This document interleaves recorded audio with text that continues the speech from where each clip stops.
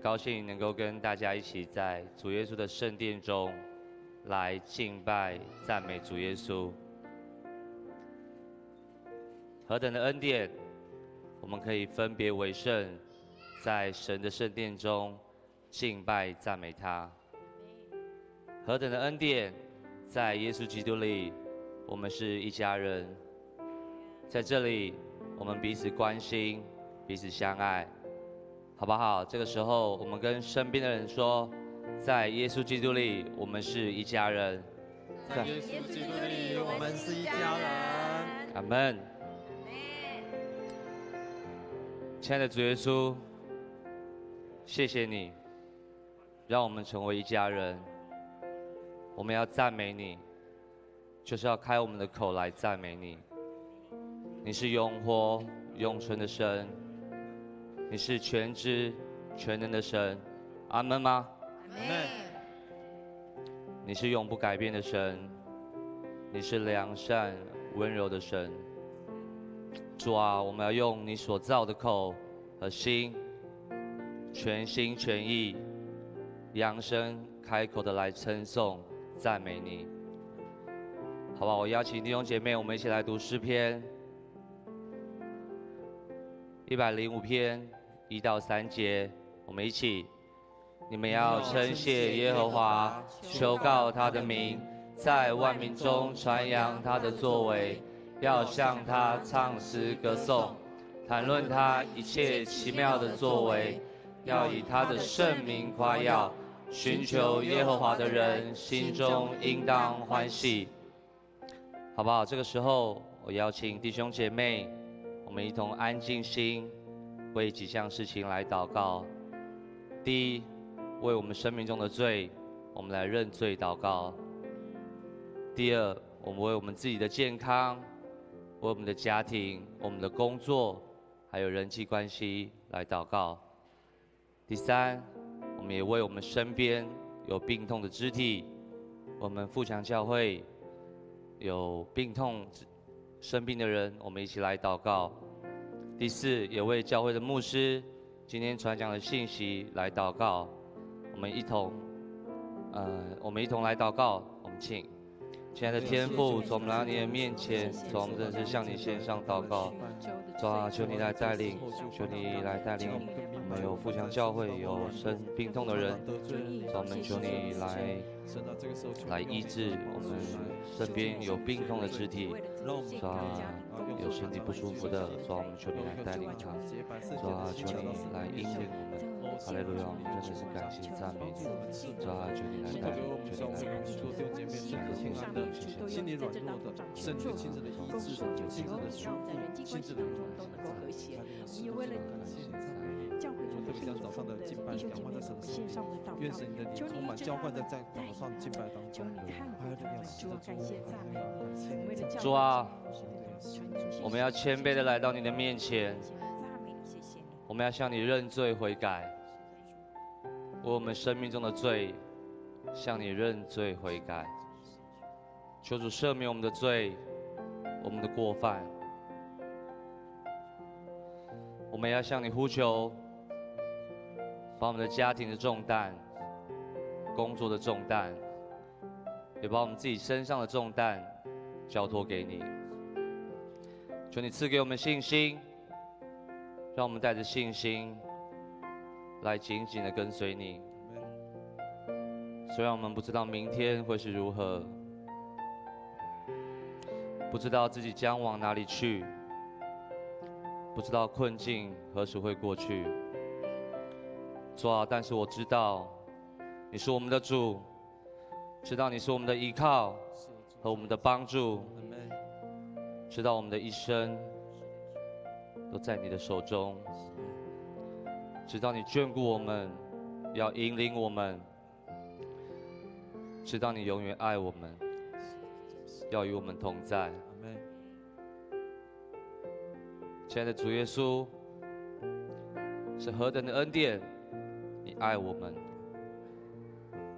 你说你爱我们永不改变。主啊，在这条跟随你的道路上，我们要带着你所赐的信心，一步一步坚定地跟随你，继续走生命中的道路。是的，主真的是。相信你必定牵引我们，一路陪伴我们到底。感谢天父垂听我们的祷告，这样的祷告是奉耶稣基督的圣名所求的，阿们。请会众起立，我们一同来赞美主。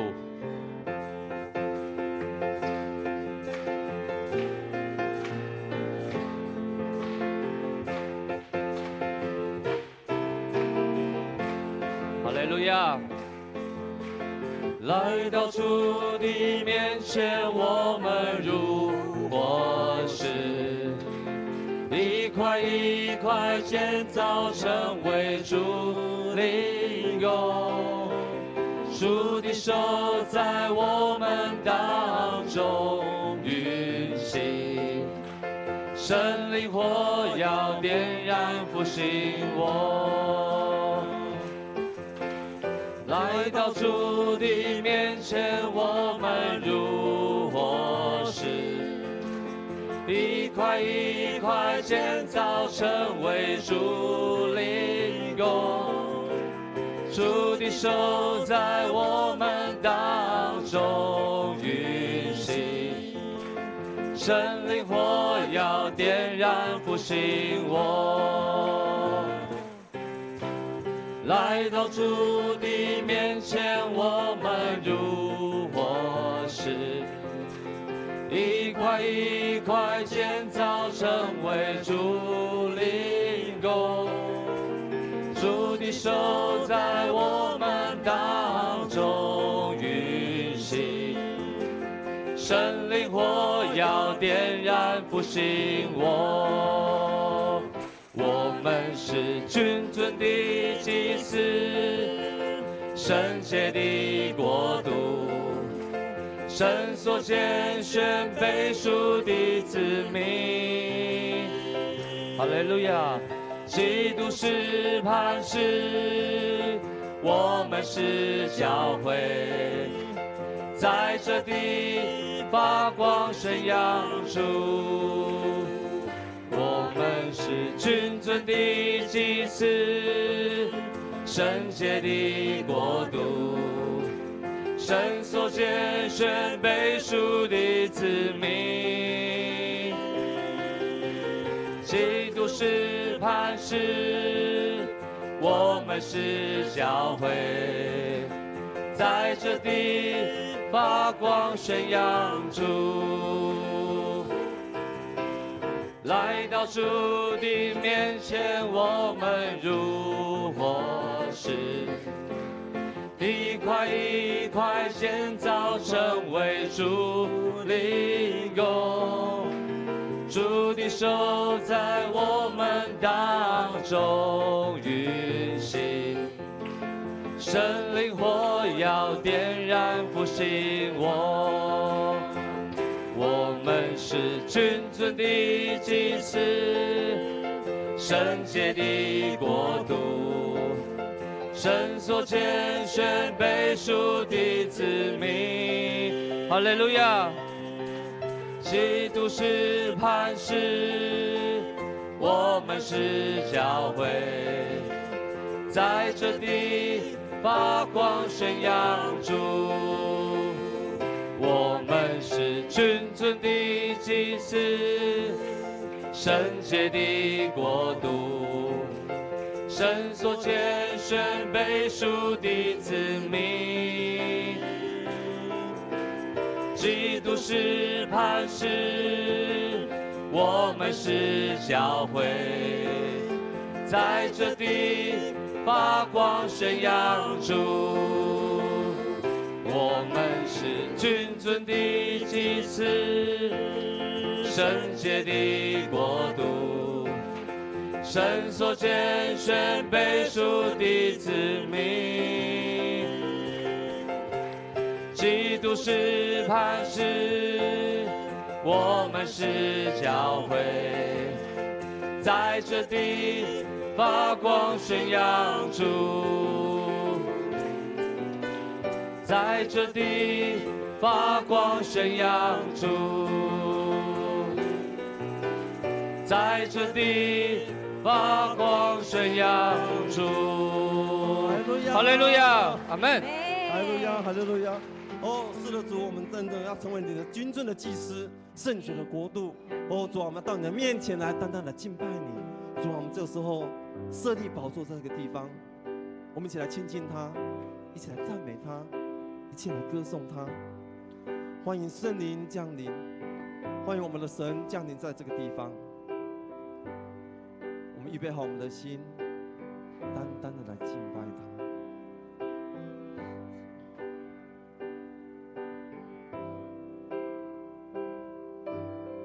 在你的宝座前，天使举起赞美，荣耀永远属于你。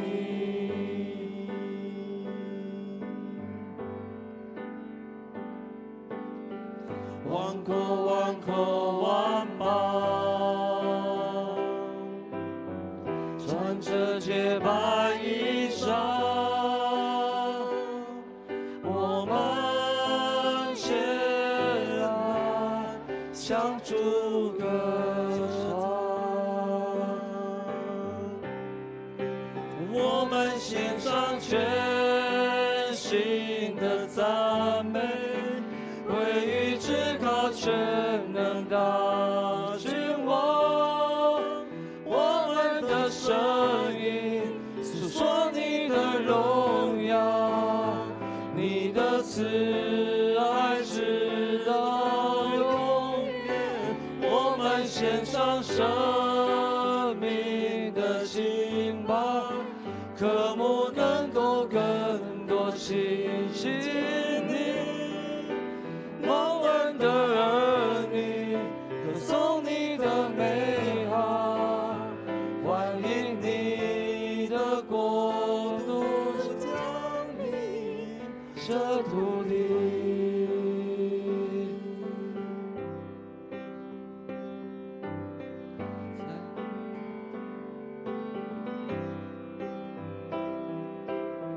在你的同在里，我们扬声敬拜，爱慕颂赞不停息。哦，是的，主，喜在今在永在，万事成宠爱戴，唯要述说你的爱。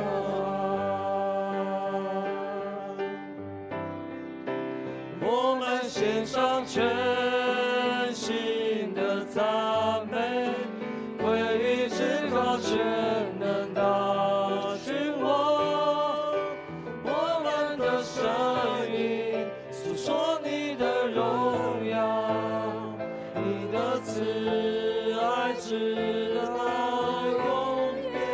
我们献上生命的敬拜，渴慕更多亲近你。蒙恩的儿女，歌颂你的美好，欢迎你的国度降临。哈利路亚，哈利路亚，哈利路亚，荣耀都归于你。哈利路亚，哈利路亚，哈利路亚，荣耀都归于你。我们献上全心的赞美，归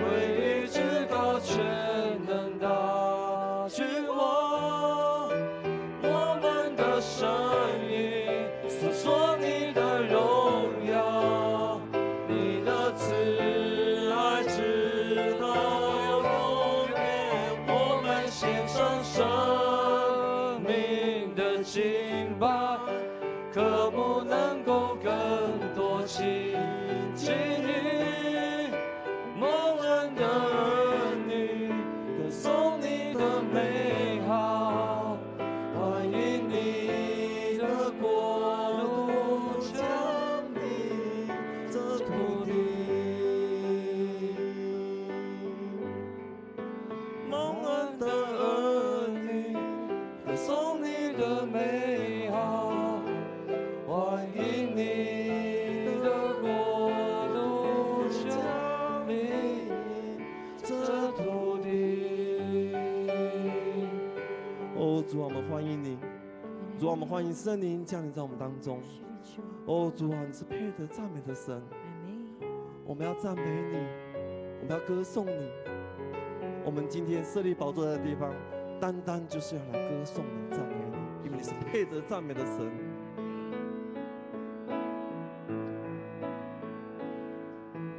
太阳不足彰显你的光辉，蓝天装不下你的一念，繁星数不尽你的恩典，群山不会表明你威严。哦，耶稣，你是配得赞美。哦，耶稣，为你配受敬畏，只能诉说你无比的荣美，只能承诺你的无敌智慧。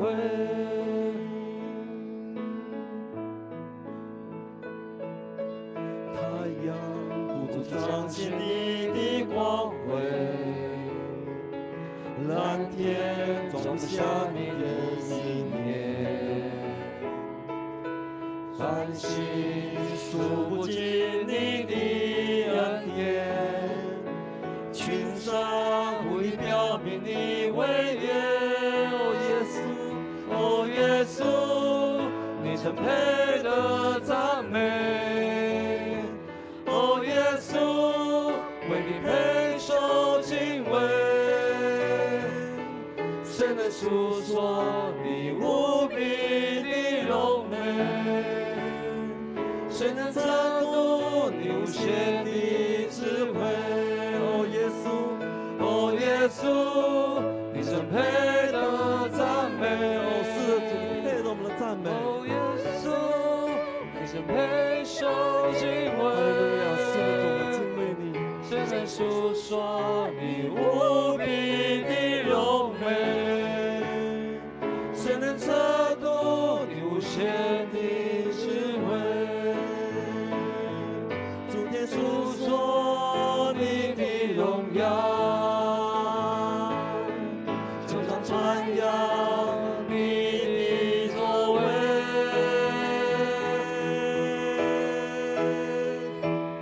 哦，耶稣，你曾配得赞美。哦，耶稣，为你配受敬畏，谁能诉说你无比的荣美？谁能测度你无限的智慧？哦，耶稣，哦，耶稣，你曾配得赞美。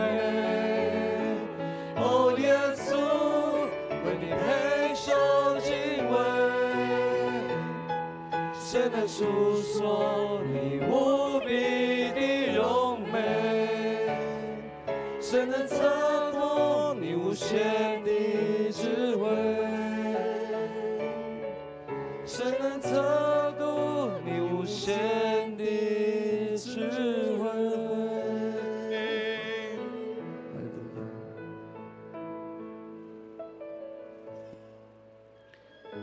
亲爱的天父上帝，你是配得赞美、配得荣耀的，我们的救主。感谢主，让我们在今天早上一起同心聚集，是因为我们要渴慕你，迎接你，欢迎圣灵在我们当中动工，让我们的心被敞开，圣灵的话、圣灵的恩典、圣经的语言成为我们生命的养分。主啊，在这个台风来的前夕，我们要坚定信心在你面前，因为仰望，我们心中就不惧怕。感谢主，在风雨中，我们要敬畏你，我们要仰望你，要得你的保护。神啊，让今天的敬拜荣耀都归给你。每一位在实体或是线上的弟兄姐妹，大家都同得祝福，同得平安。愿神的恩典与我们每一个人同在。我们要学习主耶稣教导我们的祷告文，来同心祷告说：我们在天上的父，愿人都尊你的名为圣。愿你的国降临，愿你的旨意行在地上，如同行在天上。我们日用的饮食，今日赐给我们，免我们的债，如同我们免了人的债，不叫我们遇见试探，救我们脱离凶恶。因为国度、权柄、荣耀，全是您的，直到永远。阿们。请坐。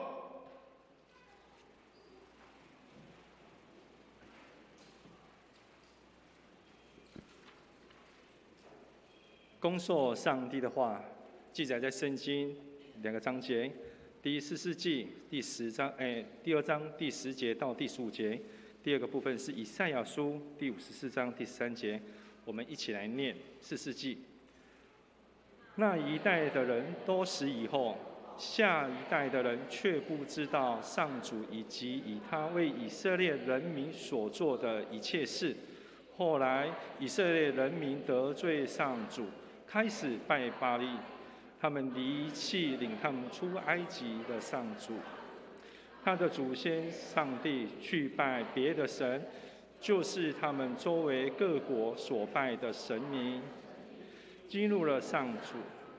他们离弃上主，去拜巴力和亚斯他路，因此上主向以色列发烈怒，把他们交给躲他的人手里，交给四周的敌人，使以色列人不能再抵抗敌人。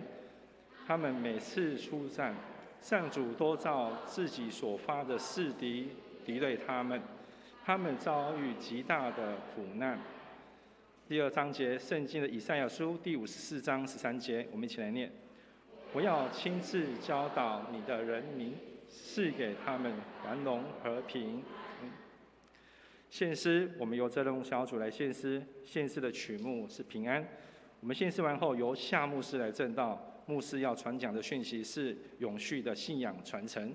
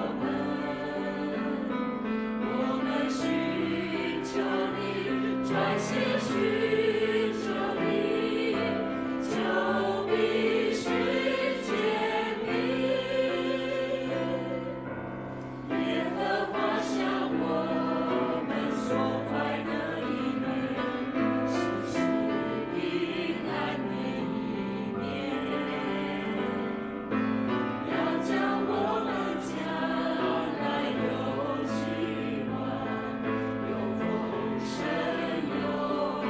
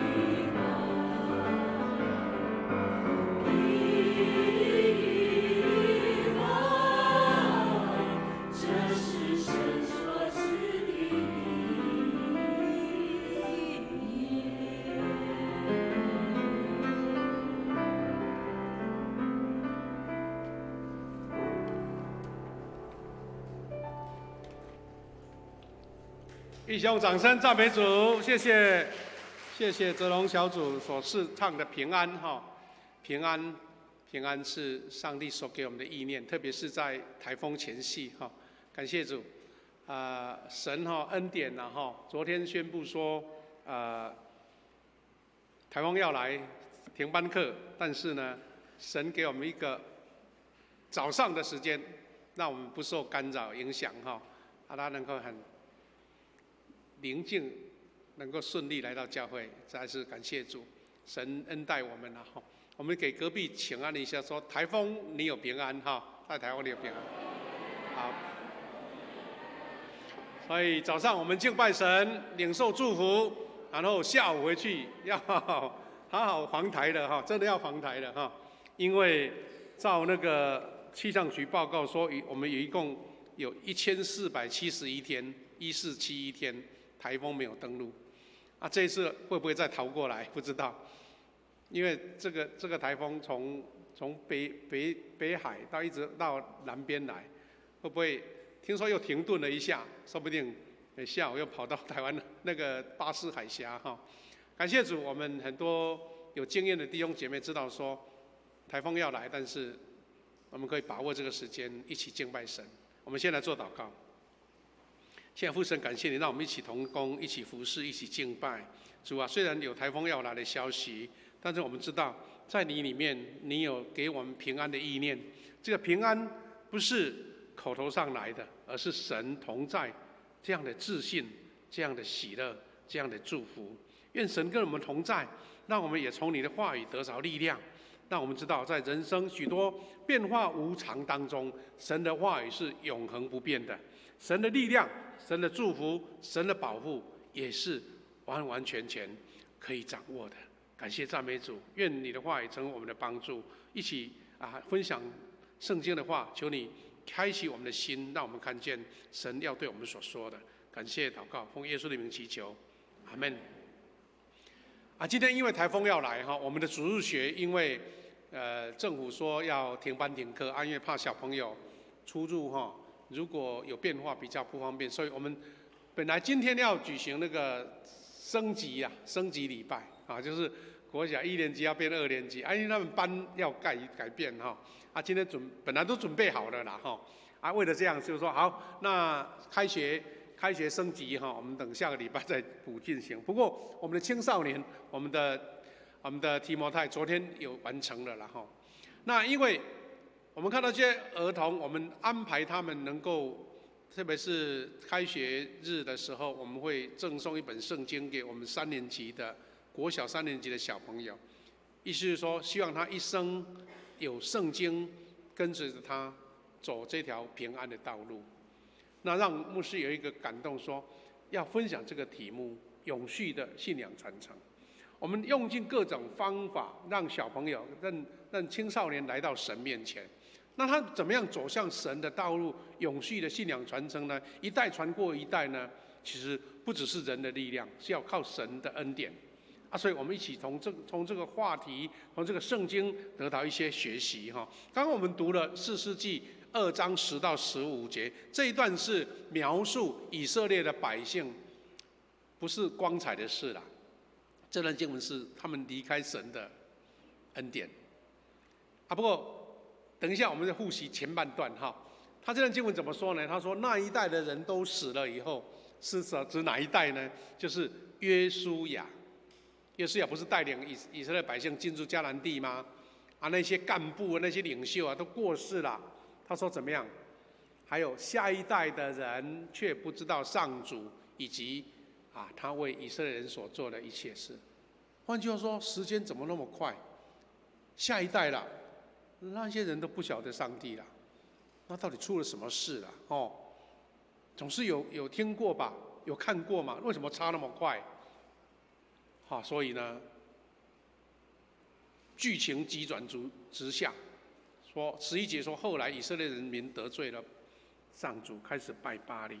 我们都知道巴力就是在那个迦南地他们拜的一个主神就专门这农业之神、生产之神，或者说整个大自然掌握的神还有一个女神叫亚斯他路，我们这个新闻也有他说他们离开了领他们出埃及的上主，他们祖先的上帝，去拜什么？拜别的神，就是他们周围各国人所拜的神明，激怒了上主。换句话说，保护他们离开埃及，经过旷野进入迦南地的，他们不拜，然后拜了在地的。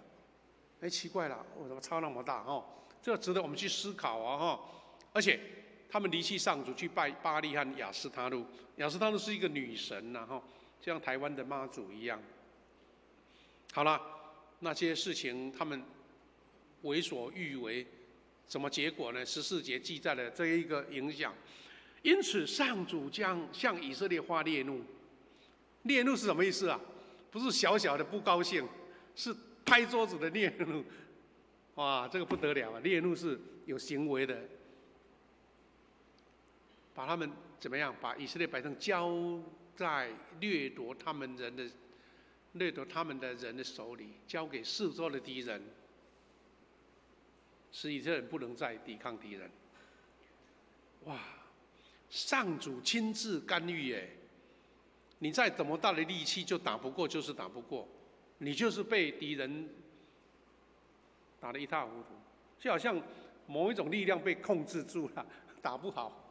啊，喜欢看球赛的人都知道说，哎，怎么这一局打得很好，下一局什么都糟糕，什么都不会，哎，好像就被力量被掌握住了哈。那第15节怎么说？他们每次出战，上主都照自己所画的是敌对他们遭遇极大的苦难。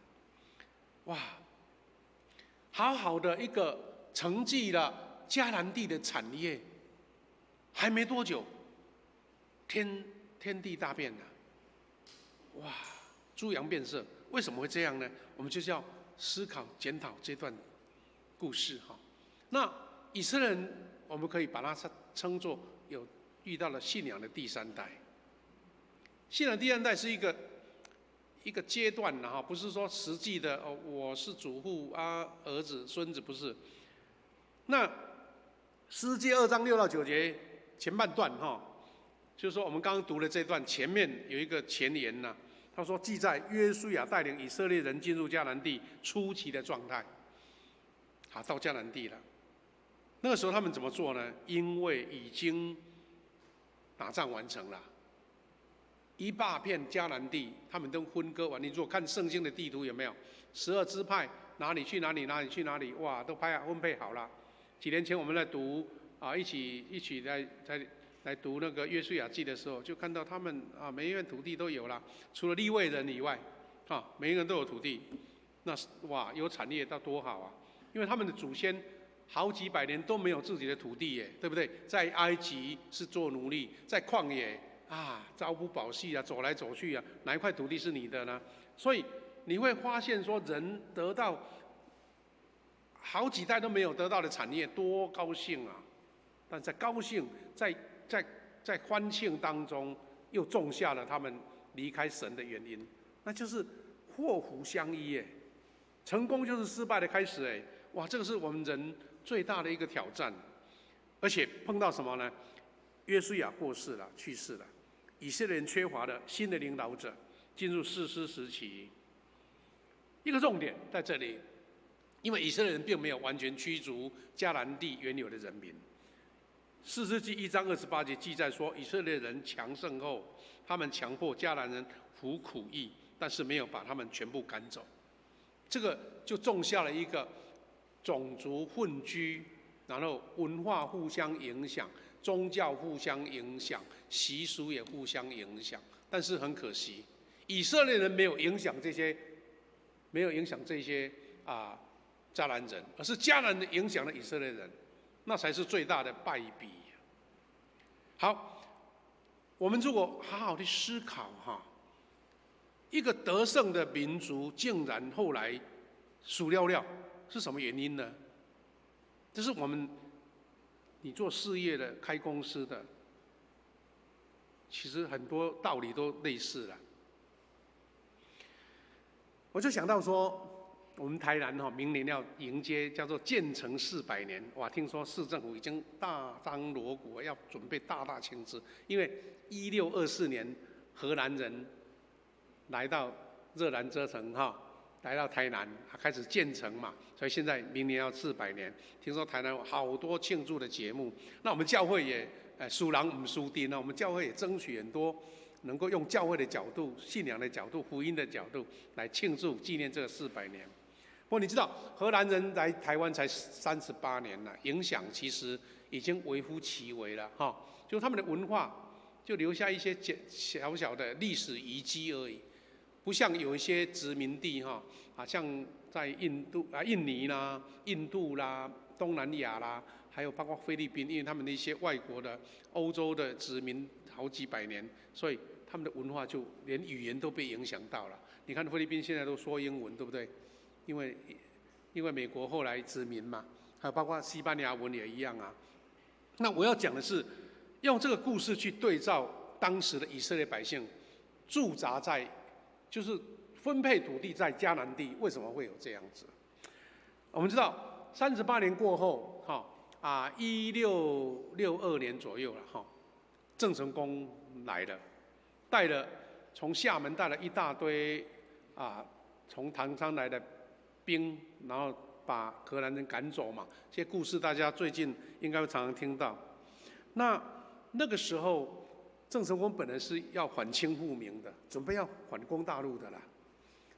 不过很可惜，历史的演变就因为郑成功没多久就过世了，所以由他的儿子郑经来接班。那发现说已经没有那个气势可以反攻了，所以他们就准备要经营台湾，特别是在南部这个地带。他有一个非常棒的军师，或是他的大将，就是陈永华。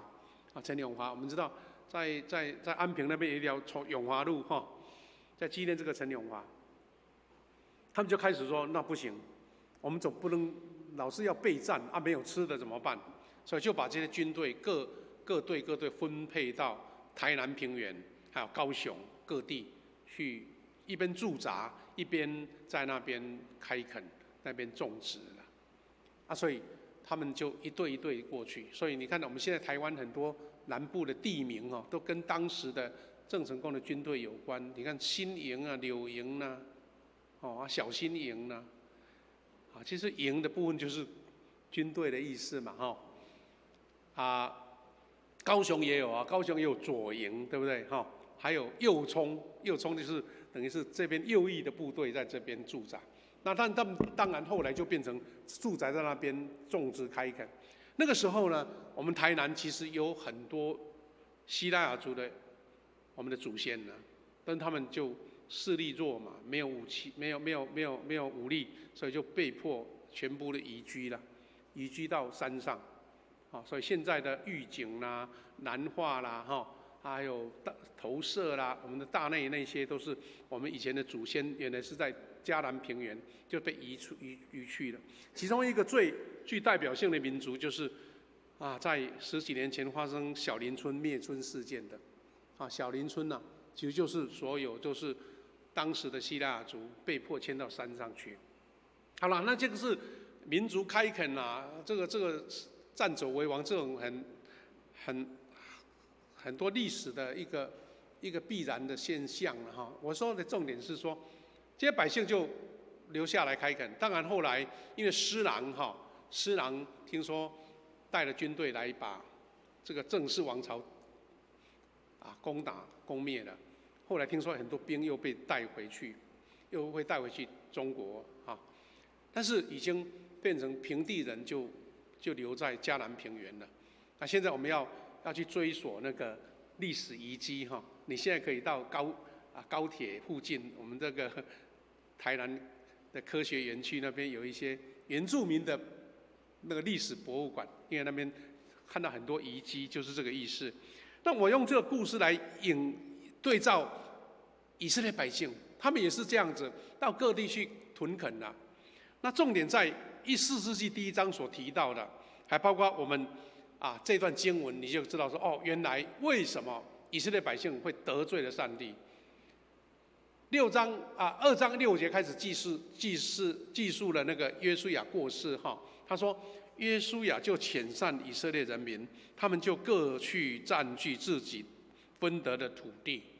约书亚在世的时候以色列人民都侍奉上主。这个强有力的领袖，而且是一起他们经历征战的，他们还能够安心的或是忠心的跟随来侍奉主。但是他问题来了，他死后，一个领袖离开了，还有一个缓冲期，就是那些看见上主为他们以色列所行一切奇事的长老们还在世的时候，以色列人还在侍奉主。然后约书亚在110岁的时候就过世了哈。好，到这段好像还相安无事了哈。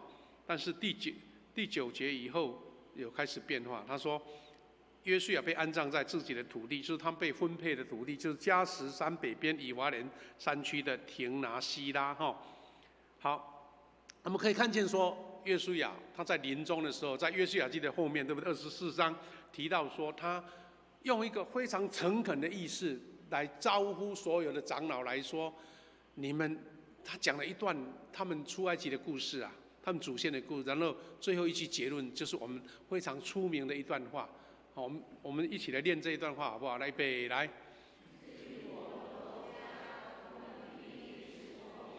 好，约书亚好像很谦虚哦，他不讲说你们都要，他就一种宣告说，我和我的家我们要侍奉耶和华。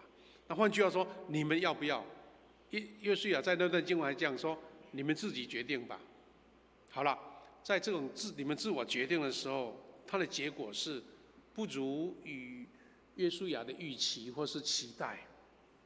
就像我们读的经文哈，这样报告说，约书亚死后，以色列人的信仰状态是什么？第一个，约书亚在世，以致他死后，那些经历奇事的长老们在世的时候，以色列人仍然侍奉上主。换句话说，这些长辈、这些领袖还在的时候，还 handle 得住，哇，就大家乖乖的听。但是心中已经慢慢被什么？被产业、被在地的文化已经腐蚀了。所以呢，这些约束、这些长辈都离开了，问题来了。这句话让我们感到非常惊讶。第二点，以色列的下一代不知上主为他及他为以色列人所做的事，哇，不知道。你会想到说，为什么会不知道？不知是一个很大很大的关键呐，哈。知道就不会忘记嘛，那不知道就麻烦了。就像我们可能很多小朋友都不知道台风来的滋味，因为已经1000多天没有台风登陆啊，大家看起来觉得没什么，但是这些登陆大家要小心了。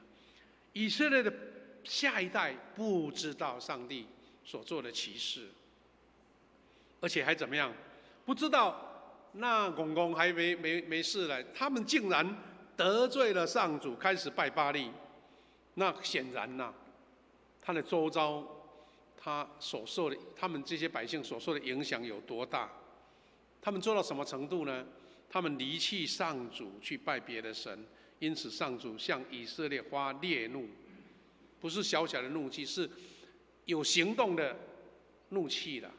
他怎么样来惩罚以色列人呢？第一个，把以色列人交给四周的敌人，就好像孩子不乖我把他带去警察局说，警察，我叫不起来，拜托你来教他。前不久不是有一个爸爸嘛，他孩子去贩毒了，他就带他去会面的时候，就跟警察说，把他关死好了，他已经没办法救了，那种感觉。那上帝竟然他的怒气怒到这种程度，就是把他们交给敌人，所以他们就没有力气抵抗。你再怎么有智慧、有能力，再强大，一旦好像被锁住了，就好像你的脉被锁住了，你根本就没办法动了。第二个，以色列人每次出战，上主都敌对他们。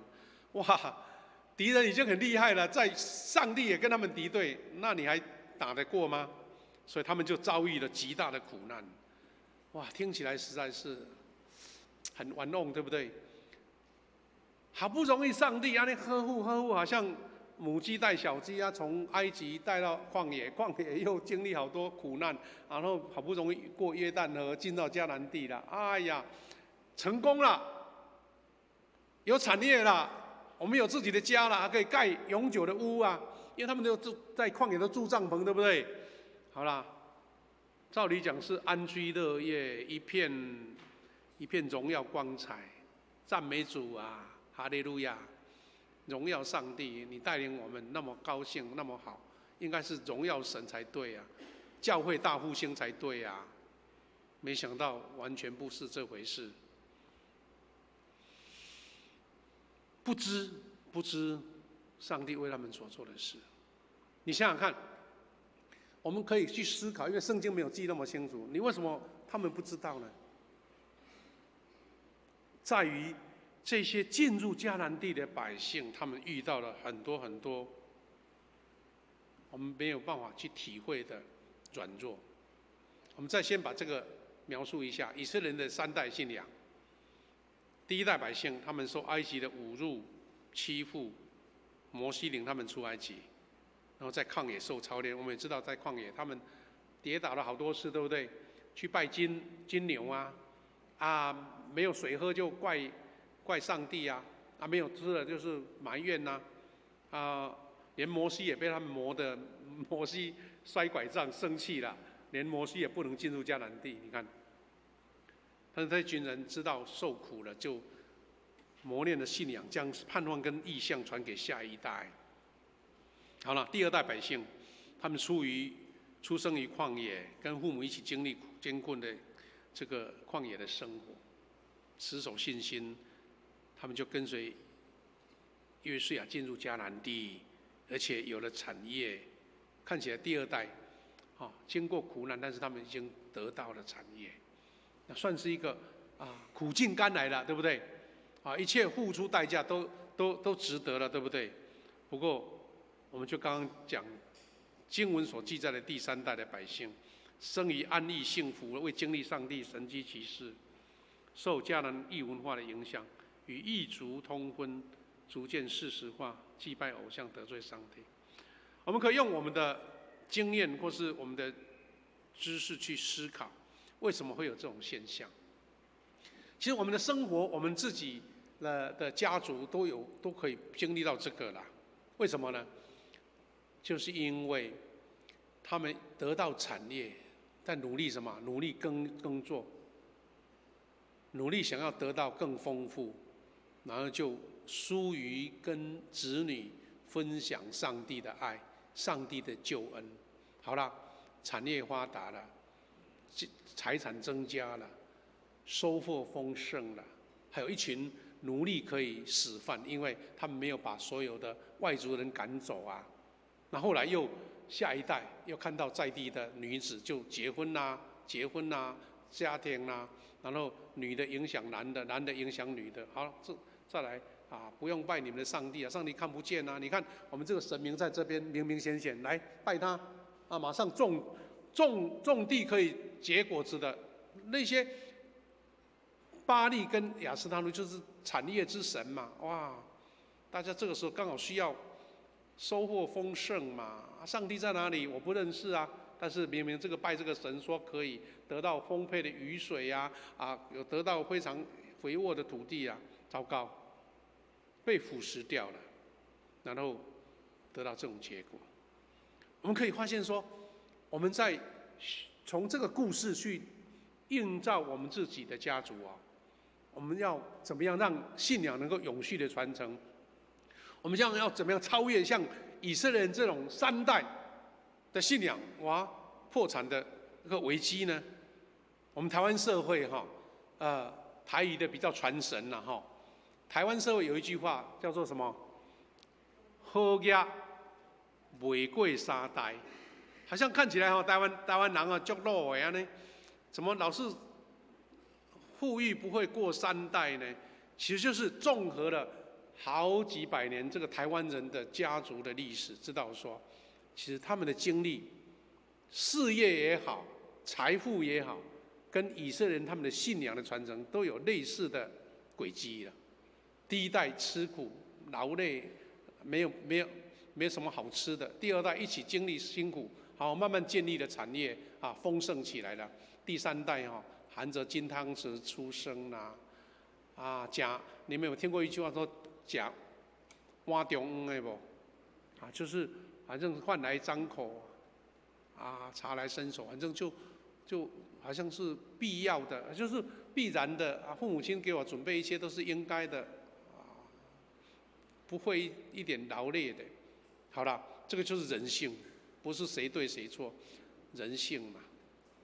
哎呀，孩子啊，我不希望你再经历我那个时候的苦，但是他没想到，他的成功就是因为有经历那些苦，对不对？那就不让孩子吃苦，你还要让他成功，怎么办？他不成功，他让你败，所以好也袂过三代，其实就是这个意思啦。咱父母亲唔甘囡仔去受苦啊，去操练啊。那大环境让我们受苦，我们不得不甘愿存在，对不对？甘愿去迎接啊。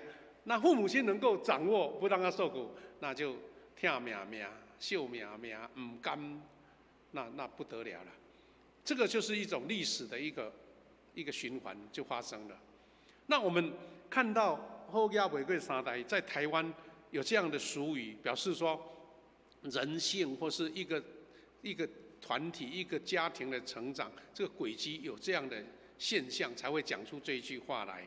但是我们基督徒怎么样突破？好像是一个魔咒一样，就是我们一起要努力的，或是一起要思考的。你有在座的可能，如果是台语教会出身的，会听过这一句台湾教会的一个俗语啦，因为台语比较传神，牧师讲国语就没什么意思了。这句话怎么说呢？台湾基督徒有一句警语叫做“一代清，二代明，三代无无明，四代你请我无赢，五代插头红满厝经”。大家看得懂台语意思吗？以前是念3代而已现在变成5代了。意思是说1代清的是说，都是很平稳，2代就更有智慧、更清楚啦。那3代因为含着金汤匙出生了就是就是不了解了啦祖先努力打拼都忘记了。当初阿公得救的那种见证听得很腻了，耳朵都听不下了啦，就不管了啦，无明，然后又被这个社会影响了。到第4代连来教会都不来了。你请我无赢就是我还有更喜欢的事，去教会那个是上一代老年人的习惯啦，我不用了啦，我在忙更好的事啦，更喜欢的事啦。那第5代就是已经像以色列百姓去拜别的神啦。插头红你知道意思吗？就偶像偶像鬼畜经这个也是一个非常不好的循环嘛，对不对？好不容易被得救的一个家庭，兴旺了，敬畏神了，然后没过3代就无名，就表示连上帝是谁也不认识了。那一定是有原因的嘛。就像以色列的百姓，他们忙着增加他们的产业，忙着去找更多的工人来为他工作，然后把神赐给他们的能力失去了。那就是我们警惕的部分，因为这个不是你厉害不厉害，而是你的态度，你的对神的一个任务责任所以我们要从圣经里面得到这些的应许，那我们就会更加的注意说，我怎么样让我的信仰，我好不容易第1代信徒，我怎么样让我的第2代、第3代更兴盛呢？更被神所祝福呢？第3代的信仰被超越，就是以赛亚书我们刚刚读的第2段经文，他说：“我要亲自教导你的人民，赐给他们繁荣和平安。”换句话说，一旦被神所教导，你就可以安稳的说：“我的孩子，我的下一代，他要在被神所赐的繁荣跟平安当中。”有2段经文也可以一起来学习。在箴言19章18节说：“趁儿女年幼可教时，应及时管教，但不可过激，以致毁灭了他们。”若从我们做父母亲的角度，你对孩子的成长，你的优先次序是什么？我想台湾人哦，很多都优先想说，我怎么样让他读最好的学校，哪一个学区是最适合他的。第二个输人唔输丁，他去学英文，我也要让他去学英文；他去学这个，我要去学那个。才艺一项不能漏，补习要一个再一个，这个都是无可厚非啦。但是我们都会把一件事情放在最后面，就想说他的人格、他的品性、他的信仰，有空再来教。现在忙着，时间宝贵，先让他学这个。那问题是说，这种东西不能分开的。你如果已经被这个限制住了、辖制住了，你这个就失去了。我们基督徒怎么样让孩子能够平衡的发展，属灵的、信仰的、知识的，还有智慧的同时成长，这才是基督徒最重要要注意的部分。所以他说，他年幼可教，父母亲什么态度，孩子就什么态度。你怎么样让他知道说，去教会去得到这个信仰很重要，跟你去读书一样重要，而且可能更重要。做一个堂堂正正的人，说一个能够有品格、让人家喜欢的人也很重要。然后这个成长就在你的家里面成为一个非常重要的一个轨迹。然后圣经提到说不可过激，或者说你不能将你自己认为重要的超过他自己能领受的，然后他就偏差了，他以后就反抗你。你越要他做什么，他就越不要。你说教会很好，他说我不好。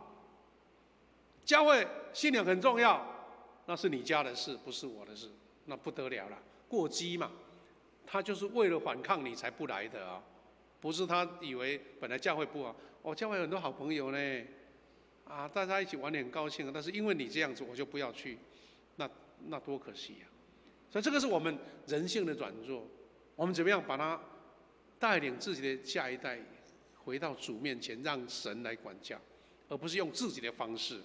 第三个经文他讲得更清楚，箴言22章6节说：“教养孩童走当行的道，就是到老也不偏离。”弟兄姐妹，我们常常我们不是说我们观念偏差都不让他来教会，这样我们就没有那种罪恶感啊，对不对？重点是说，我们真的是很努力要他来教会，但是我们的方法可能有一点过激或是不对。我们怎么样让他能够自己掌握当行的道？然后，当你欢送说：“孩子，祝你人生的旅程顺利，爸爸就陪你到这里了，妈妈陪你到这里。”他已经走上一条安稳的道路、平安的道路，不用你担心了。这也是为什么我们说升上小学3年级，我们教会就送他一本圣经，目的就是说，愿这本圣经的话语、神的话语，一生陪你走到当行的道，不偏离。所以弟兄姐妹，我们今天从这些经文，我们是说从以色列的百姓受到警惕，因为他们曾经遇到很多的苦难。为什么士师一代再一代出来，对不对？他们就遇到这个很奇怪的循环呐，得罪神，神来教训，然后他们就失败了，被外邦人打得落花流水，赶快悔改，上帝啊，救我们吧！上帝就发了慈心，说好，派这个士师来救你们，基甸呐，这些人呐，还有包括参孙啊这些，然后，平稳了，安定了，开始又，这个坏习惯又来了，又开始拜偶像，又开始离弃神了，神又教导他们，教训他们，所以好像3段，悔改，平稳，又背弃，又被处罚，然后又悔改这样子，哇，1次不够，2次3次哇，那么多次。所以基督徒怎么样领受这样永续的信仰恩典，耶和华的恩典，然后子孙蒙福呢？有2个小故事一起来学习美国的一个18世纪出名的牧师叫爱德华兹他是一个神学家，也是非常出名写作非常就是当时也是美国教会复兴的领袖之一他呢遇见了一个商人，非常有钱的商人，叫做主克士。他就觉得说，哇，这个有钱人哦，如果来信耶稣会更好，所以他就非常的客气的说，在圣诞节向这个主克士宣扬耶稣降生的意义，并且邀主克士说，哎，我欢迎你哈，有得到财富，如果来信耶稣会更恩典哦哈，邀请他来信耶稣。不过主克士的回答是什么？让我们很惊讶哈。这个就是爱德华兹哈，那时候还没有照相哈，用油画写画的。主克士怎么回答呢？他说：“你去信你的上帝吧，我的一切都是我自己赚来的，我一辈子也不会相信上帝。”哇，讲的非常不客气，对不对？哈，平常我们信物教要开始的，对不对？我们邀请贝斯的，顶多他只是说啊，对不起，我很忙啦，哈，谢谢啦，哈，有空再来啦。没想到哇，这个有钱人哦，就率性的，对不对？他直接回拒绝，而且讲得很难听。他说又信誓旦旦的说，不仅我不会相信的，连我的子孙也不会去信你的上帝。哇，一个骄傲的生意人，骄傲的有钱人，他连一个温馨的邀请，爱德华兹邀请他来信耶稣，他就讲的那么斩钉截铁，有点像为自己的一生、一的人生、一的家族诅咒了一样。好了，那这个故事为什么会被发掘呢？就是一代一代过去的。有一位大学教授，他在研究家族史嘛。那我在猜呀，因为没有看相关的资料，他一定想说，爱德华兹可能在他的写作或者在书里面，或者他的记录日记里面写到说，我曾经跟这个主克士传福音啊，他怎么回答我，才会有那句话嘛。就引起这个教授好奇，他说我来研究这个主克士他的子孙怎么样啊，就两个家族了，爱德华兹的家族跟主克士的家族，研究他们的家族怎么样演变。这个也成为一个论文的，很有趣哈。他两个家庭做研究对象，好了，他就发掘出爱德华兹牧师的家庭有信仰的传承。他说后辈受祝福，子孙有300位当传道人、神学家，100位教授，30位法官，60位医生，14位大学校长，3位国会议员，还有1位是美国副总统。他认为说，这个家族为什么这样蒙福，一定是跟他们信仰有关。当然有人可以做别的解释啊，比如说好好的教育啦，他们生在一个非常棒的家庭，什么都有。但是这一个学者研究说，因为他们有信仰的关系。好了，那对照组是谁啊？主克士的家庭，因为没有信仰道德，情操一代不如一代，他查出这个后代。我也在想说，美国人很注重隐私啦，这个主克士会不会是这个名字是有点代号的？不然的话，他的子孙就要来抗议啦。他怎么说呢？他说后代有310位流氓啊，440位罹患性病，是130位曾经坐过牢13年以上，等于是重刑犯了。7位谋杀犯，100位酒徒，60位职业小偷，190位沦为妓女，以及20位商人。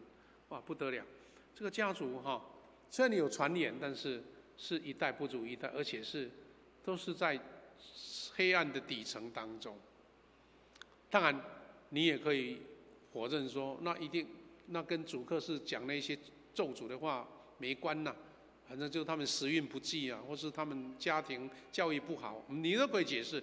但是我们只能说，信仰对一个家族是多么那样的祝福啊，跟宝贵哈。我们可以看另外一个家族，是我们台湾长老教会的家族，这个叫做高长，高俊明牧师的阿公啊，叫做高长，长辈的长，这是高俊明牧师在几年前过世了哈。高俊明牧师的家族，他的第一位传道人叫高长，1840年出生的，他28岁来台湾，等于来依靠他的姐姐，他的姐姐可能结婚了。来到台南府城工作，他就想一个罗汉卡，就是还没结婚，想说来找他的姐姐，看看有没有什么工作可以做，但是职业都不顺利，而且生意亏本，就本来在台南那个时候就很多庙宇啊，什么追仙经啦、看西街啊，那些一大堆庙宇在那边，对不对？我们中西区啊，国华街那边就是了，就是台湾台南最早发展的地区，要去拜神明，想要看运途会好不好一点。没想到说有记录说他听到一个还那搞，那个时候就把外国人都叫还那，对不对？还那搞，也听到他们讲说上帝是真的，要拜他，神就感动了这位高长，他就信耶稣了嘞。而且不只是信耶稣，他当传道人，而且在1868年，就是大概台湾宣教3年过后，他就当传道人。当然没有很完整的训练，他就必须去守护那个碑头或是皮头，就是现在的凤山的教会。没想到被暴民攻击，大家很迷信的暴民攻击，而且被官府诬陷关入监狱。教会遭到毁坏，信徒受破坏，而且他被关了50天还好后来是因为宣教师借由英国的领事馆出面交涉说，那个是我们的产业，你怎么可以随便让暴民来攻击呢？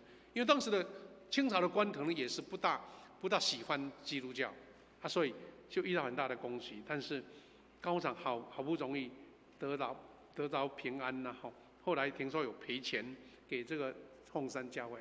凤山教会准备要庆祝155年了，很快。好，那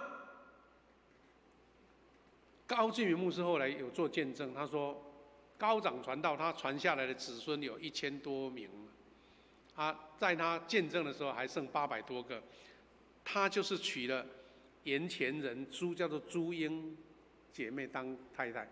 盐前在哪边呢？我们青少年我们的提摩太前几个礼拜才刚刚去盐前教会盐前教会其实就是我们所谓的希拉雅族的后代。我刚刚不是说我们这个嘉南平原都被郑成功的兵丁占去了吗？那些希腊族原住民就被赶到山区。那白水溪啦，还有关子岭啦，还有盐前啦，都是这一群人的后裔啦。但是神并没有亏待他们。我们是想说，这个就是一个非常平凡的一个罗汉卡高长，娶了一个山上地区的一个姐妹为妻，没有什么显赫的家世嘛，也没有什么高的教育背景，但是他们的家族怎么样蒙福呢？他说高长传道有5个儿子，2个当牧师，3个担任医生，有20个男孙女生还不讲有3位器乐家兼工程师，5位牧师，包括高俊明牧师，有12位医生，其中有一位很出名的，就是前的台大医院院长叫高天成第4代更不得了，4代后裔百姓有人才济济，作为牧师、医生、教授、专业人士。我们不是说这些社会阶层高的就是祝福了，不是这个意思。但是我们可以普遍来讲说，一个平凡人，因为得到这个信仰，神就恩待这个家庭。因为圣经就这么说你用什么道理来讲说那是什么办法？是他们哪里厉害，还是说祖先显灵吗？是神的恩待嘛，圣经是这样的应许嘛。其中有一位叫高丽丽，可能大家特别提这个名字，因为我们教会以前在读那个标杆人生有没有？直奔标杆，就是这位高丽丽姐妹翻译的。她后来在美国做了很多文字事工叫做神国资源为基督这个协会她翻译这本书，让台湾的教会受到很多的影响这个都是高俊明牧师他们祖先的后代。弟兄姐妹，我们从这些故事，我们可以看到一个神的恩典，就是说，当我们对神的敬畏，跟在主的道路，神就为你预备一切你所要的，而不是用人的方法去追求，然后上帝敌对你，那不得了。以色列百姓被敌对，还好他们是神的选民呢，上帝一次一次原谅他们呢。那你看得见上帝原谅吗？来得及吗？你看不见了，那不是悔恨吗？所以我们谦卑的跟神讲说：神用我的方法，我知道信仰很重要，但是不是用我的方式来强迫或是勉强，而是神的恩典恩待我们的子弟，我们的下一代，让他们走在一个平稳的道路、信仰的道路，被神所触摸的、圣灵所感动的，然后他们一生就走在恩典的道路。所以刚刚我们不是讲了一个台湾的教会的一个俗语吗？我们要把它翻转了哈，翻转一个新的、不同的，我们期待能够突破一个新的信仰宣言，那个突破信仰的第3代那种魔咒。我们来读，因为也是用台语的，所以牧师练一句，我们一起练看看好不好？来，一代清，2代明，3代认真读圣经，4代迎子圣神大运行，5代兴起教会大复兴。好了，这个是跟我们以前台湾人想要教会的人在说，1代清2代明，3代无明我们希望能够翻转成这样的祝福啦。我们期待富祥教会现在才47年准备要进入第3代，你知道吗？我们第1代创设的教会的同工，我们这一群人大概是整个类似第2代，在神的恩典当中，但是我们不要忘记，我们怎么样让神祝福下一代，他们真的是迎接圣灵大运行，能够兴起教会大复兴。我们要祝福我们的下一代，让他们走在神的恩典道路，说到老也不偏离。我们这个时候呢，要唱一首呼召的诗歌，这首诗歌可能比较不熟了所以我们要请在座有同工会唱的能够拿麦克风好不好？来带我们唱这首诗歌。我在这里，我愿意。因为我们唱完诗歌呢，要邀请我们报名要这一期的这个中保代祷的同工，在唱诗歌当中，你们就到前面来，准备要来做差派我们有没有人可以拿麦克风来帮忙一起唱这首诗歌比较不熟了但是这个内容非常好我在这里，我愿意。我们要唱第2节好就可以有同工可以帮忙吗？好，来。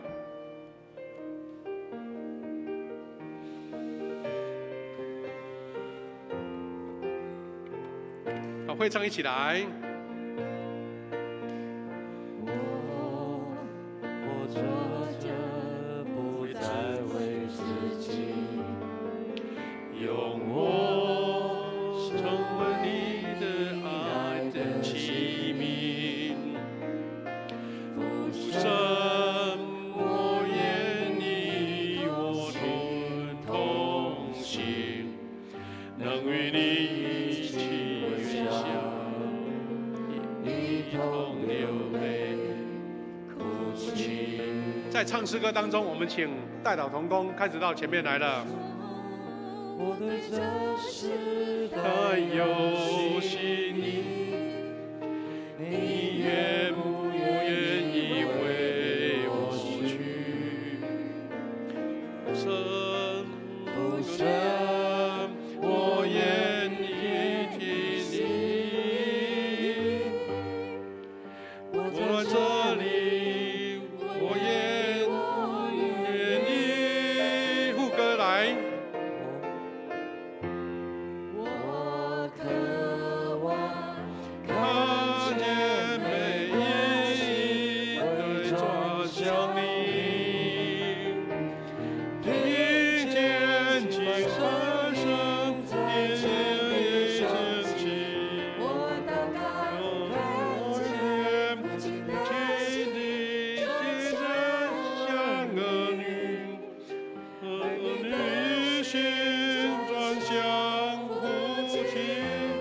我盼望看见每一人走入命令，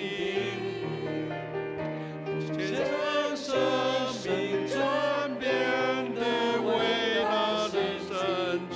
我愿成为那麦子落在土里，结出许多子粒，扶着你。我愿意成为那麦子落在土里，结出许多子粒来祝福这地。我们邀请今天如果因为台风关系没有来现场的，我们的中保代祷的同工，你在线上等一下我们要一起做一个祷告，你也可以看着荧幕一起跟我们在场的同工一起，我们也用祷告的心祝福这一群代祷同工他们的服事时间是从9月一直到12月。你知道我们富强教会在9月开始就是一个福音季节就是一个传福音的季节。其实我们开办幸福小组是一个外显的有团体有组织的行动，其实我们是鼓励每一位弟兄姐妹用你的方式邀请你的朋友、你的邻居、你的家人来接触信仰。所以这一群代祷的同工也同样在代祷室守望，为我们的福音事工守望，为我们传福音能得救灵魂来守望。这时候你们拿着你们的纸条或是看荧幕我们要一起来做一个祷告你当讲牧师开始说我的时候，你念自己的名字，我们就一直来念下去。其他同工也看着这个荧幕一起来做祷告。预备来，我愿意接受上帝的赐福与差派，忠心委身于教会的中保代祷事工。我愿意遵守中保祷告服事的时间，参与守望祷告的责任与使命。有关代祷事中个人代祷事项，我愿意向人都保密。愿上帝与我同在，并垂听我的祷。阿们。感谢主。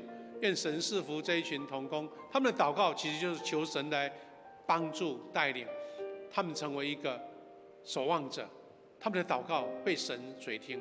当他们走进祷告室的时候，不是那边有什么魔术空间是因为他们的心在那边，神就在那边。我们的代祷的能力，神的应许就在那边。我们一起为他们做祝福祷告。谢天父上帝，我们感谢你，无论是在线上或在现场，我们这群代祷的勇士站在你面前，用祷告来宣告，我们要成为神所差派的属灵的工人，是守望者，为了教会，为了弟兄姐妹的需要，愿意在祷告室当中分别为圣。因为我们每一样祷告的事情，神都垂听；因为我们的祈求带来神的应许，在我们所祷告的事项上，也求神让这一群同工他们亲自经历祷告的能力，亲自得到这个美好的见证。求你保守他们每一个礼拜要到神面前的时候，他们在交通他们的路程都有神的保护，无论是清早或是晚上。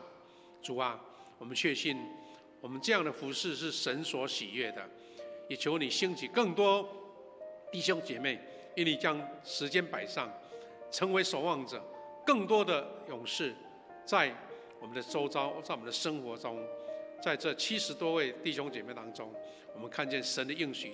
感谢赞美你，奉你们来祝福他们。祷告，奉耶稣基督的圣名，阿们。我们向后转一下嘛，好不好？稍微集中中间一点点，好不好？或是后半段的站到后面来。我们请同工来帮我们拍一张，好不好？当一个纪念不要被遮到就好。好，再集中一点，对。或是后排要上楼梯也可以啊，可以吗？好，拍一下。好，大家比赞还比赞。好，我们同工给他们鼓励一下，好不好？谢谢。好，我们请回座，谢谢。愿神赐福你们的服事，有4个月的时间4个月有多少个礼拜啊？4个月大概有快10几个礼拜好，我们把时间交给我们的诗会。我们等一下结束的时候还有一个庆生会来奉献。我们这一次一起来甘心奉献。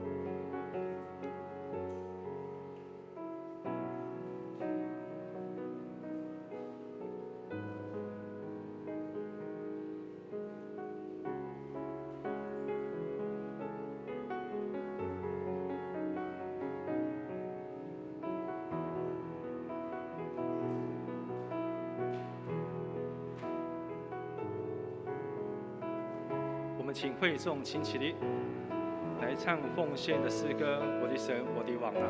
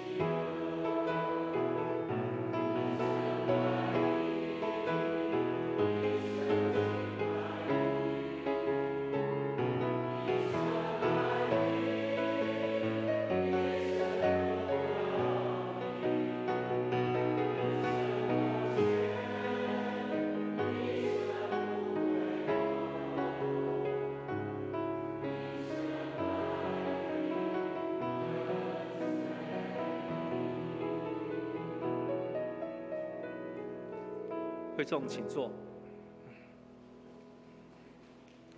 我们先来读本月的金句，在腓立比书第4章第6节，我们一起来读2遍。应当欲无挂虑，只要凡事借着祷告、祈求和感谢，将你们所要的告诉上帝。腓立比书第3章第6节，我们再一次。应当一无挂虑，只要凡事借着祷告、祈求和感谢，将你们所要的告诉上帝。腓立比书第4章第6节。我们周报的第2页，下个礼拜的司礼由钟杰执事跟戴婉如执事。我们看到第4页。本会今日有举办中保代祷的这个蔡派礼跟小组长的就任，我们请为这几件事情来持续来做关心代祷。那本日主日9月3号总会的普日施工的纪念主日，请会友能够持续为普世施工这件事情来做代祷。那本会公告小会在审定及推荐明年的长职候选名单，我们在10月27号召开临时合会，举行长职轮选改选。第4点，本会在下主日9月10号举行第5期的幸福小组的祝福差派礼。那第5点，我们第2期的奖学金申请，截止日是在9月10号，颁发是在9月24号。那其他的消息的报告与牧区中总会，我们请会友自己来看。那第8页奉献如有出入的部分，请找我们的财务来做一个修正。其他部分我们请牧师来做补充报告。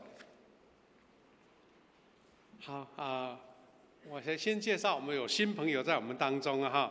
第一位是谢义婷姐妹，义婷姐妹在哪边？欢迎你来参加哈。我看到介绍说他是基督徒了哈，欢迎你来。再来2位是我们李伟教授的，应该是学生吧很高兴他们来参加哈，应该是外地来的年轻的研究生，我们的黄杰瑞弟兄，欢迎起来，我们欢迎你。第2位是林冠亨弟兄，拍手欢迎你们哈。好，谢谢。我们台南请坐。我们台南除了有很好的小吃之外，台南也很温暖，而且听说吃甜的所以欢迎你来我们富强，也是充满温暖，好不好？欢迎你常常来哈，感谢主，欢迎你们。等一下呢，我们要在结束的时候做一个庆生会，祝福9月份的我们的寿星哈，我们要请陈喜兄预备，要请你吹蜡烛哈。好，等一下哈。好我们先看这个周报，补充一下，我们再来介绍那个投影片了哈。第一个就是说，我们本来今天下午有一个我们幸福小组推动前的一个激励会，但是台风要来了，所以我们就说这个时间我们就暂停哈。下午本来要推动的，但是感谢主了哈，我们周报里面有写列5个小组，对不对？但是这2、3天有新的小组想说，我们还要赶时间来参与哈。第一个小组就是只愿幸福，我们的使然小组啊，他们也要继续输人不输丁，这条这个福音的道路，我们要一起做，他们就邀请同工准备要恢复哈。第7个小组是一个鼓励幸福，就是我们的以赛亚牧区的，所以目前已经有7个小组了哈。牧师特别在这个要感谢他们锲而不舍哦。你知道举办幸福小组不是简单的事，要一群同工，而且好几个礼拜。现在我们因为教会稍微有一点点一个变通了，就是说不一定要8个礼拜那么久，因为有些贝斯他来那么久，他们会有一点弹性批发，所以现在有的是至少有4个礼拜，那平均有5个礼拜到6个礼拜。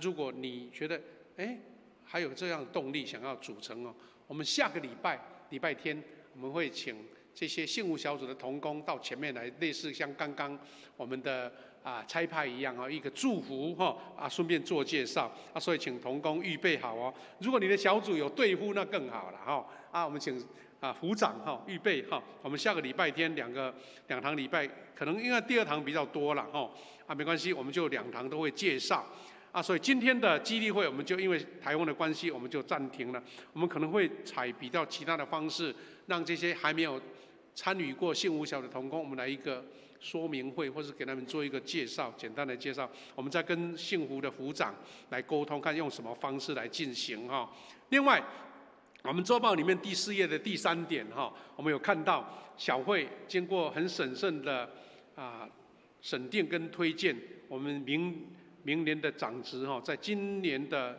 10月27号要选出新的长老跟执事，有3个长老，6个执事，那这些名单都放在这边请为他们代祷，预备心大概我们在月底的时候会把他们的照片来索取，然后公布出来，让弟兄姐妹认识，因为有的是第2堂礼拜的，有的是第1堂礼拜，大家不是完全都认识所以做一个简单的相片的介绍我们为他们做祷告，希望能够非常的顺利了再来就是我们周报那边还有1、2点我补充一下，第一个就是我们恭喜基训小组前组长我们洪佩仪姐妹在8月29神赐给她女儿叫林珍熙我们的做爸爸的敬尧弟兄他也要先帮助就是代理小组长，因为我们的金井弟兄要去读神学院了我们为这对夫妻祝福也祷告希望他们稳定下来，也许明年开始能够正式担任小组长看情况怎么演变第2个要补充报告的就是我们在礼拜3教会有来登革热的喷药，哇，整个礼拜堂大楼都全部喷了。感谢主有10多位各小组的同工那一天下午有空来赶快。特别我们要谢谢我们的那个提摩太牧区，好几位把我们这个礼拜堂5楼跟4楼整理很干净我们谢谢那个提摩太牧区，还有很多小组的同工来帮忙能够很快恢复。不过重点是我们东区还是这个登革热的风险区啦大家注意我们有接到消息说有同工的孩子有感染登革热了希望没事，因为登革热个人的体质不一样，有的没事就像感冒一样，有的很严重大家小心那另外上一次有介绍我们艳煌姐妹开了一个五春燕脚店那牧师可能眼花的把它几项写错了，是726项才对，那一次可能写成2个礼拜就写成29项，很多人找不到。哇，牧师有点不好意思，我自己也找不到。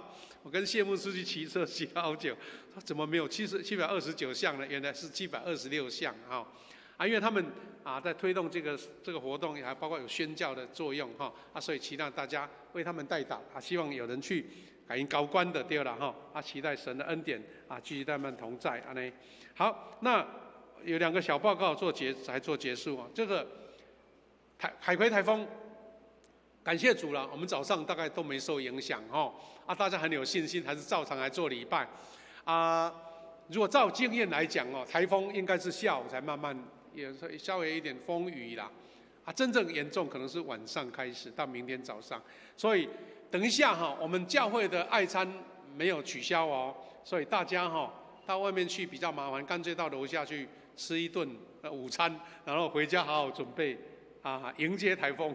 因为已经1000多天没有碰到台风，很多人都忘了台风多严重真的希望不要，因为从这个线路进来我们会想到莫拉克而且他说还会停顿，不知道怎么停顿所以这个线路再往南一点，也许就比较不那么危险，要不然就按照路线会穿过南部，然后从我们台南跟高雄出海，还包括牧师的家乡澎湖都会被吹大，所以希望听说还会在地旋转，很麻烦。我们求主怜悯四下雨水，但是大家都很平安所以真的下午以后大家好好防台了不要掉以轻心真的。我在猜，可能真正要停班停课是明天吧，所以大家不知道是喜欢还是不好做头家的人可能不好了做员工的很喜欢不过总之台风不要掉以轻心，希望没事了很多人都在讲说曾文水库会不会满水位这样子希望是这个好事其他都没有坏事愿神赐福大家真的一起午餐后再回去我们愿神祝福。我们等一下有一个庆生会再结束，来，我们请诗会。宋荣，请会众请起立，来唱《我的神，我的王》最后，我们请牧师来做祝祷。我的神，我的王我要称颂你的名，我要永远称颂你，我要天天称颂你。一起来领受从神来的赐福，愿主耶稣基督的恩典、上帝的慈爱、圣灵的保守相通，与每位弟兄姐妹同在。尤其在台风来临前夕，我们在神的保护之下，一切都平安度过。愿神的恩典与我们同在，从今时直到永远。阿们。哈利路亚，哈利路亚，哈利路亚，哈利路亚，哈利路亚，阿门，阿门，阿门。我们先请坐，我们预备来做庆生会。我们在预备的时候，牧师再补报告一下这个要补报一下，因为我们公报社有举办一个法兰西斯的祷告文的抄写我因为想说这个只有1篇，大概不用推广吧，没想到我们的雅比斯小组你看哇，17位都通过了，而且还刊在教会公报里面祝福大家。下一次如果再有这个活动，再公告。我们现在很多人喜欢用手写的，因为打电脑太没有趣味了手写的很好。其中一个我们看一下，你们知道是谁吗？他被得奖是谁？我们的蔡正道牧师，他是钢笔硬笔书法家，所以他写了这一篇祷告文，被刊在教会公报他写的真的很漂亮是很棒的这个钢笔书法我们的前任的蔡牧师他在生病当中，我想这个经文对他有很大的帮助我们也为他祷告祝福，让他身体健康。好，我们来唱这首诗歌我们的这个生日快乐歌一起来唱，然后我们要请承喜兄预备来吹蜡烛，来一起来。9月请起来，9月寿星日快，9月寿星请站起来快乐，愿主赐福给你，祝你生日。英文的 Happy birthday to you, Happy birthday to you, Happy birthday, Happy birthday, Happy birthday to you。拍手鼓励。好，我们来为寿星祷告。好，我们为寿星祷告。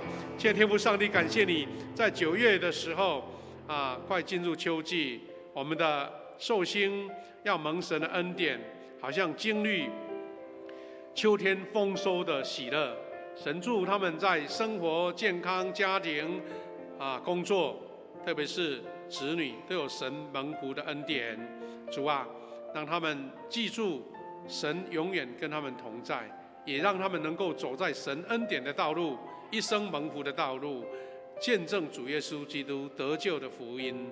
感谢赞美你，也求你保守我们弟兄姐妹。等一下礼拜结束吃完午餐我们要回家，特别台风要来了，求主保守我们一切都平安，神的恩典跟我们同在，让我们平安度过这个台风的侵袭。感恩祷告，奉靠主耶稣基督的圣名，阿们。好，我们大家平安，彼此祝福。好，大家台风平安哈，谢谢，愿神祝福。我们如果不急着回去，可以到楼下一起享用午餐哦哈，谢谢大家。